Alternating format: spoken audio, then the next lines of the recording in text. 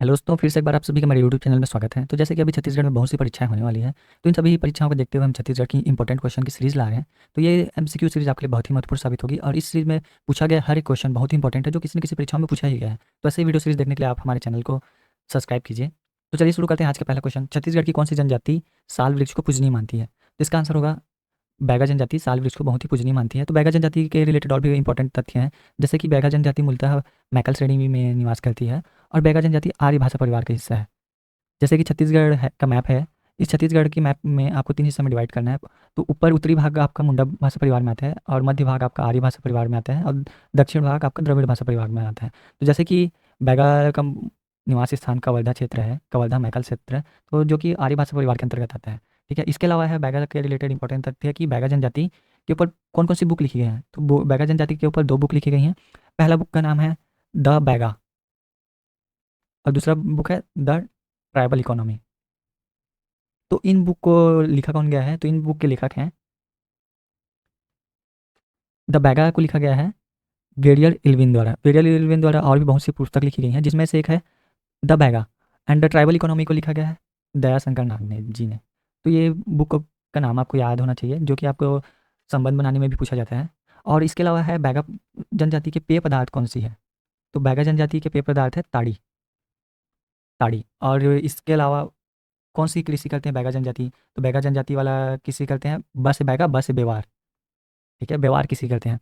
और साल वृक्ष को पूजनीय इसलिए मानते हैं क्योंकि इसमें साल वृक्ष में इनका मानना रहता है कि इसमें बूढ़ा देव और बूढ़ी माई निवास करती हैं।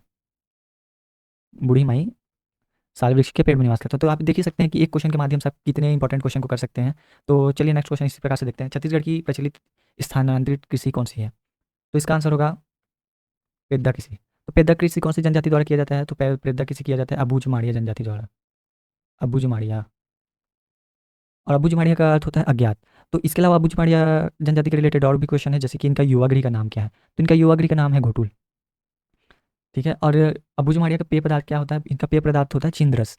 जैसे कि बैगा जनजाति का मैंने बताया था कि बैगा जनजाति का पेय पदार्थ होता है ताड़ी, इसी प्रकार से अबूझ माड़िया जनजाति का पेय पदार्थ है चिंदरस। अगर आपको ऐसे ही वीडियो देखना है तो हमारे चैनल को प्लीज़ सब्सक्राइब कीजिए, जिसमें आप 10 क्वेश्चन के माध्यम से कितने सारे क्वेश्चन के को डील कर सकते हैं। तो चलिए इसी प्रकार से देखते हैं नेक्स्ट क्वेश्चन। निम्नलिखित में से किसी जनजाति के रसोई घर को लाल बगना कहा जाता है? तो लाल बगना कहा जाता है आपके भुंजिया जनजाति को। तो भुंजिया जनजाति ये छत्तीसगढ़ सरकार द्वारा घोषित पिछड़ी जनजाति के अंतर्गत आती है। तो जैसे कि छत्तीसगढ़ सरकार द्वारा घोषित पिछड़ी जनजाति में 2 जनजाति शामिल है, एक भुंजिया और दूसरा पंडो। तो भुंजिया के रिलेटेड और भी है कुछ तथ्य कि इसमें पूछा जाता है कि कौन सी जनजाति की महिला, विवाहित महिला सफ़ेद साड़ी पहनती है? तो भुंजिया जनजाति में विवाहित महिला सफ़ेद साड़ी पहनती है। ठीक है, और इनका निवास क्षेत्र होता है गरियाबंद। गरियाबंद, धमतरी और महासमुंद। जैसे कि इनका निवासी स्थान आपको पता चल जाता है, तो इससे आप पता कर सकते हैं कि भुंजिया जनजाति का विकास प्राधिकरण कहाँ होगा? तो इसका विकास प्राधिकरण होगा गरियाबंद में। ठीक है, क्योंकि सभी जनजाति के विकास प्राधिकरण के बारे में आपको पूछा जाता है। तो भुंजिया जनजाति का विकास प्राधिकरण होगा आपका गरियाबंद में। इसी प्रकार से नेक्स्ट क्वेश्चन देखते हैं। कोरवा जनजाति के द्वारा विवाह के अवसर पर किए जाने वाला नृत्य कौन सा है? तो विवाह के अवसर पर किए जाने वाला नृत्य है कोरवा जनजाति वाला दमनच। ये बहुत ही भय उत्पादक नृत्य है। ये भी क्वेश्चन पूछा जाता है कि छत्तीसगढ़ की सर्वाधिक भय उत्पादक नृत्य कौन सी है? तो दमनच। दमनच है, जो कि कोरवा जनजाति द्वारा किया जाता है।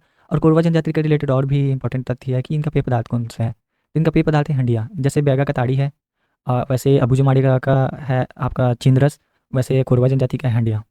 ठीक है, और इन पे एक और प्रथा है दरहा प्रथा। ये भी विभिन्न परीक्षाओं में पूछा गया कि दरहा परंपरा कौन सी जनजाति में होता है? तो दरहा परंपरा होता है कोरबा जनजाति में, जिसमें जो 5 वर्ष के आयु के बच्चे होते हैं उनमें आग से 10 से 15 निशान बनाते हैं लोग। ठीक है, दाग कर आग से 10 से 15 निशान बनाते हैं। तो चलिए नेक्स्ट क्वेश्चन देखते हैं। छत्तीसगढ़ की जनजाति में विधवा विवाह को क्या कहा जाता है?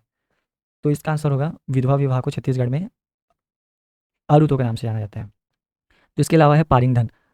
पारिंग धन को क्रय विवाह के नाम से भी जाता है, पारिंग धन या क्रय विवाह, जिसमें वर द्वारा उपहार स्वरूप सामान देकर शादी किया जाता है। और पैडुल में सामान्य विवाह है, जिसमें लड़का लड़की के घर बारात लेके जाता है। ठीक है, और पायसोतुर को अपहरण विवाह भी बोलते हैं, जिसमें युवक द्वारा युवती का अपहरण करके शादी किया जाता है। नेक्स्ट क्वेश्चन है, विंध्यवासिनी देवी की पूजा करने वाली जनजाति कौन सी है? तो इसका आंसर होगा बिंझवाल जनजाति। बिंझवाल जनजाति विंध्यवासिनी देवी की पूजा करते हैं। और बिंझवाल जनजाति अपने आप को 12 भाई वेटकर से उत्पत्ति मानते हैं। इनका उत्पत्ति होता है 12 भाई वेटकर। ठीक है, और बिंझवाल जनजाति में तिल विवाह प्रचलित है। और इसके अलावा है कि एक जनजाति, एक छत्तीसगढ़ के बहुत ही इंपॉर्टेंट पर्सन है वीर नारायण सिंह जी, वो बिंजवाल जनजाति से आते हैं। नेक्स्ट क्वेश्चन है, जनजातीय अंचल में प्रचलित सल्फी क्या है? तो सल्फी आपका पेय पदार्थ के अंतर्गत आता है। ठीक है, सल्फी है आपका पेय पदार्थ। और सल्फी पेय पदार्थ कौन सी जनजाति का है? तो ये माड़िया जनजाति का पेय पदार्थ है। ये माड़िया जनजाति का पेय पदार्थ है। ठीक है, चलिए नेक्स्ट क्वेश्चन देखते हैं इसी प्रकार से। करिया किस जनजाति का पारंपरिक पोशाक है? ये क्वेश्चन भी किसी न किसी एग्जाम में पूछा ही गया है। तो इसका आंसर होगा करिया जनजाति बैगा जनजाति का पारंपरिक पोशाक है। तो बैगा जनजाति नहीं, सॉरी, करिया उराव जनजाति का पारंपरिक पोशाक है। तो उराव जनजाति के रिलेटेड और भी इंपॉर्टेंट तथ्य हैं, जैसे कि उराव जनजाति हैं वो सरहुल नृत्य करते हैं। आपको बस स याद करना है, सरहुल, स, 3 स, सरहुल, साल, सरहुल साल, और सरहुल नृत्य भी होता है और सरहुल पर्व भी होता है। ठीक है, तो ये सरहुल नृत्य करते हैं जो कि चैत्र माह में करते हैं, चैत्र पूर्णिमा में, और साल पेड़ की पूजा करते हैं। और ये उराव का युवा गृह का नाम है धुमकुरिया। ऐसे जैसे बहुत सी जनजाति का युवा गृह हैं, तो उनको पूछने का तरीका ये होता है कि आपको सही संबंध मिलाना है। तो सही संबंध मिलाने के रूप में आपको क्वेश्चन दिया जाता है। तो उसमें से एक है आपका युवा गृह में आपका धुमकुरिया है उराव जाति का। और इसका मुखिया को बोलते हैं, धुमकुरिया के मुखिया को बोलते हैं धांगर महतो। ठीक है, और उराव जनजाति द्वारा बोली जाने वाली बोली कौन सी है? तो उराव जनजाति द्वारा बोली जाने वाली बोली है आपकी कुड़ुख। और एक और इंपॉर्टेंट तथ्य है कि उराव जनजाति कौन सा भाषा परिवार में आता है? तो चूंकि उराव जनजाति छत्तीसगढ़ के उत्तरी भाग में निवास करते हैं, लेकिन उराव जनजाति का निवास स्थान इधर है, लेकिन ये अपवाद है। अपवाद यह है कि उराव जनजाति निवास क्षेत्र तो इनका ऊपर है, लेकिन ये आते हैं द्रविड़ भाषा परिवार के अंतर्गत। तो ये अपवाद अधिकतर हर क्वेश्चन में के एग्जाम में पूछा जाता है। ठीक है, तो नेक्स्ट क्वेश्चन देखते हैं, झेला गुदना कौन सी जनजाति द्वारा अपने शरीर में बनाई जाती है? तो झेला गुदना आपका सर्वाधिक छत्तीसगढ़ की सर्वाधिक गोदनापरी जनजाति द्वारा बनाया जाता है,